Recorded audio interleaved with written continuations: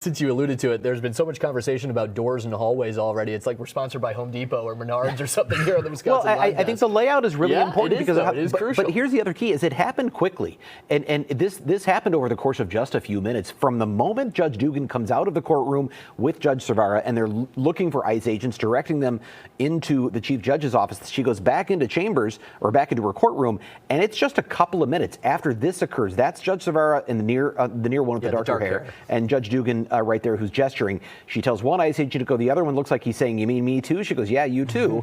And then, yep, there it is. No, you go. All right, so they go there. Now, this is a short while later, 2 minutes and 46 seconds later, I think they said, that you have Eduardo Flores Ruiz and his attorney coming out of that doorway. Two things that came up certainly from the government side in those opening statements, maybe you can give us a little more insight into here, Julius. The fact that both those judges were still in their robes in the hallway was noted by the prosecutors, and the fact that after that, Judge Dugan actually goes through the main doors to her courtroom, where most of us would go in, versus that side hallway, which is actually where Eduardo Flores Ruiz ends up leaving from. Can you comment on both of those and explain to us why that was noted by the prosecutors for people who are not familiar with the day-to-day operations of a courtroom?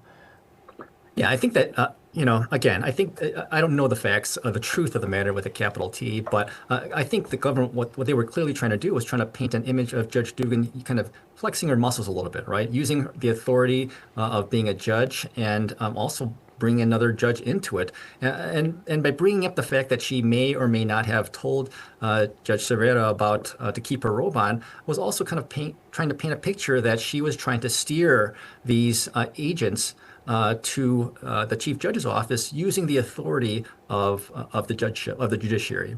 And so I think that was just part of the picture that the government is trying to paint of Judge Dugan, that she had a plan, that she was trying to get these agents away from her courtroom, and that by coming through the front doors of her courtroom, she was kind of casing things out to making sure that, that the coast was clear, things were set, and that if she wanted to try and get this gentleman out of the courtroom without any running into ICE agents again, that she could see visibly that would be the case.